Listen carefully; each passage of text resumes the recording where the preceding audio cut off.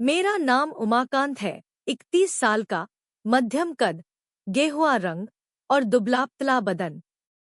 मैं एक छोटा सा ट्रांसपोर्ट बिजनेस चलाता हूँ जो मुझे शहर और गांव के बीच दौड़ाता रहता है।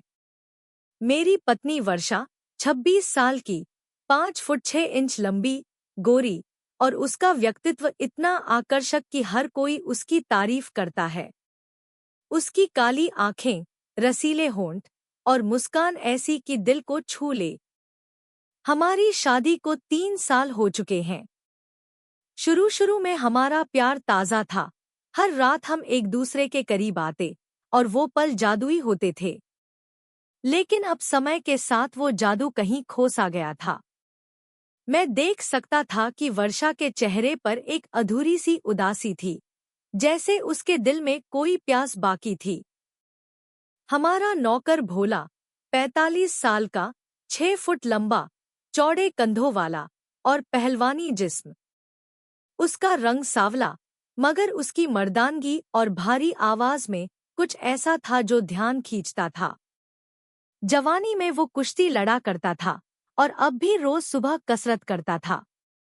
वो हमारे गांव के पुराने घर की देखभाल करता था और छत पर बने एक छोटे से कमरे में रहता था। उसकी जिंदगी सादी थी, लेकिन उसका व्यक्तित्व हर किसी को अपनी ओर खींचता था। पिछले महीने की बात है।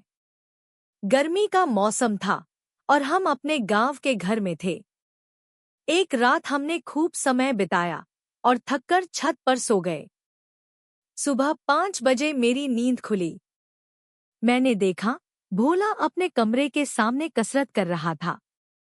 उसका पसीना उसके बदन पर चमक रहा था और उसकी नजर बार-बार वर्षा पर जा रही थी।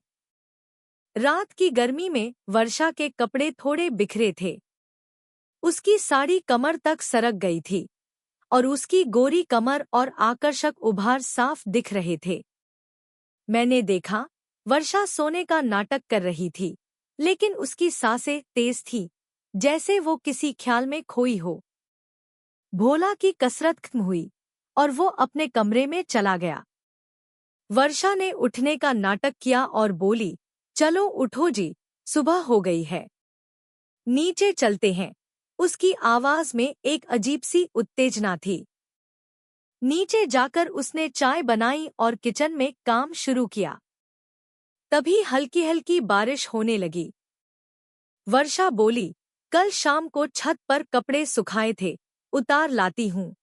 वो छत पर चली गई। मेरे मन में कुछ शक था। मैंने सोचा, शायद वो भोला से मिलने गई हो।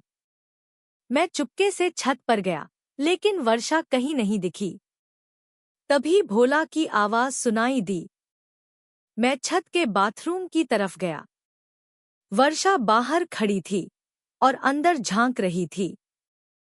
उसकी सांसें भारी थी और वो उत्तेजना में डूबी थी। मैं चुपके से नीचे आ गया।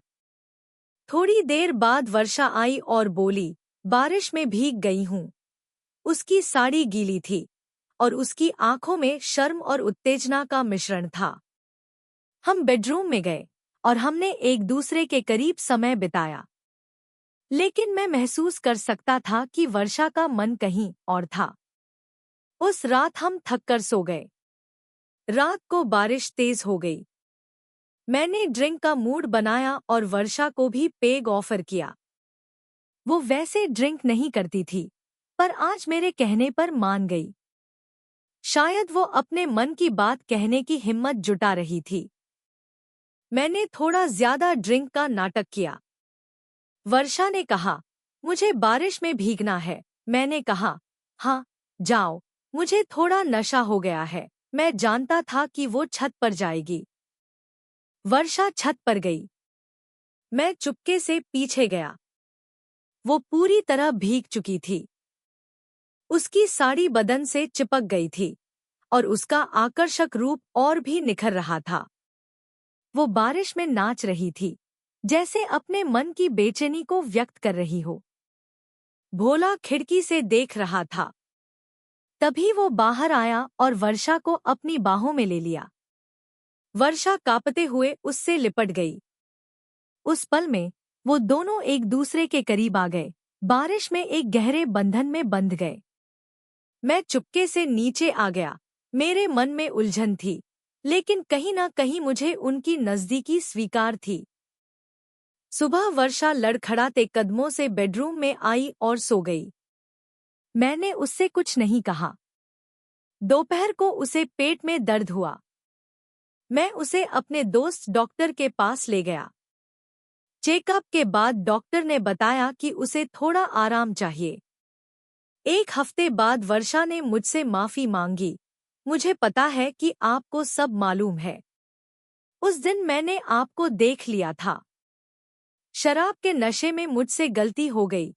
मैंने कहा, मैं जानता हूँ, तुम्हारे मन में एक कमी थी। मैं चाहता था कि तुम खुश रहो। वर्षा मेरी बात सुनकर भावुक हो गई और मुझे गले लगा लिया। उसके बाद जब भी वर्षा को मन की बेचैनी होती, हम गाँव जाते। भोला उसकी उदासी को समझता और उसे सुकून देता। अब वर्षा खुश रहती है और मैं भी उसकी खुशी में खुश हूँ।